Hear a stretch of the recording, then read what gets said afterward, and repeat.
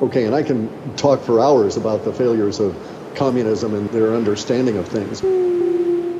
Okay, so we've got real succinctly, we've got a situation where we've got a 200-year-old ideology that is attempting to take over the planet. This 200-year-old ideology of communism was a failure in the beginning. It's never had any success whatsoever. The longest it held on was for like maybe 30 years in the Soviet Union, and then it's 100% totalitarian dictatorship then. But the nature of communism was all about objects. So when Marx brought up the idea of communism, it was the control of production, the control of capital, the people should own the output of their production, et cetera, et cetera. It's all about the objects of production. And it was a failure by 1920s because humanity had moved from a focus on objects to a focus on systems. We were starting to get into systems. And so there was this very famous post-Marxist, post-modernist, Jean Baudrillard, who was talking about the failure of system of systems. And we're at that point right now, which is the failure of the systems to interact and work with each other anymore. And so I see the signs of the failure of the invasion of the United States all over. Even if there was not an organic response to it at a coordinated level, these people would be failing just on their own incompetency. There's math involved, right? So they're trying to do things to a social order that is very, very, very diverse. And they're trying to do things as though the social order was not diverse. So those things that they did as Bolsheviks to take over the Soviet Union worked because of the nature of the peoples that were there, the Ruskies, right? The fact that their population was basically homogenous in a sort of a traveling sense.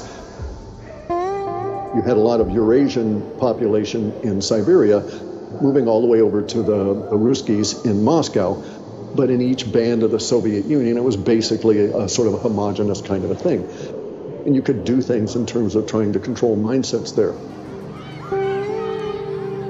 You can't do that sort of thing here in the United States, where we truly are a melting pot, and you've got so many diverse cultures that your medium of expression is bound to fail in attempting to go from culture to culture to culture.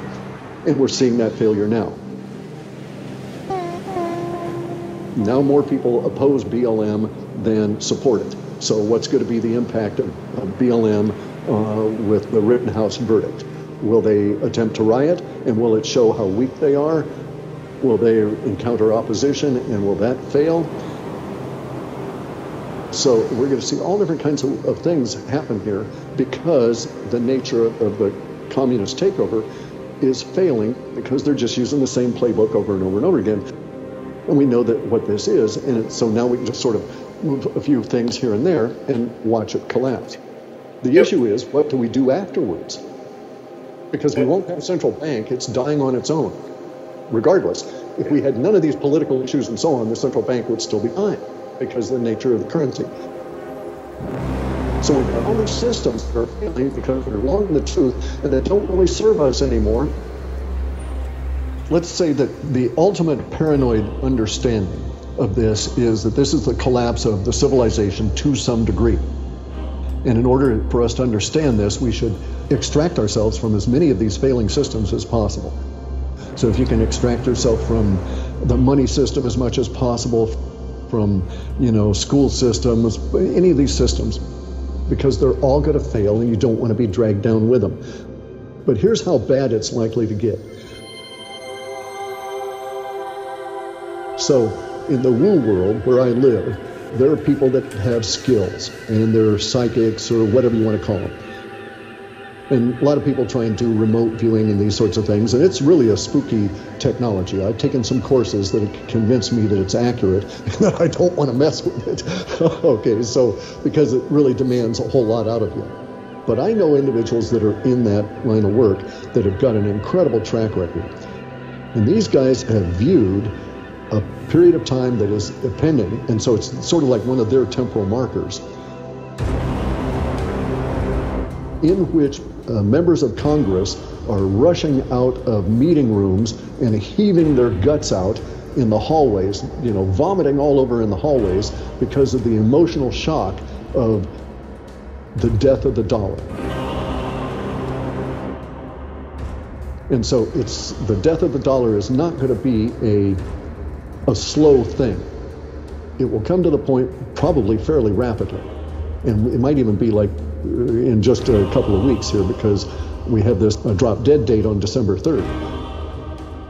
But anyway, the remote viewers see the halls of Congress littered with people fainting and, as I say, puking their guts out just because what they've learned about what's happening right then at that moment.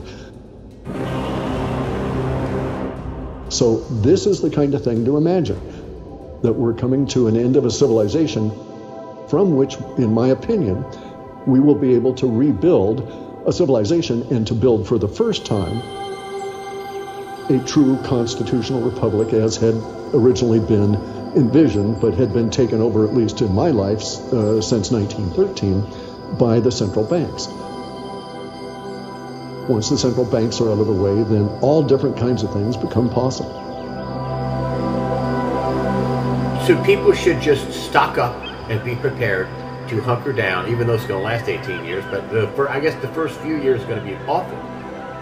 Buy tires, batteries, food, water, gold, silver, Bitcoin, buy everything you need. If you can, buy it, and it's available now, do so. Yeah, unfortunately, that's where we're at. And then let's start getting smart, because we're all going to have to try and figure out how to make what we're going to need.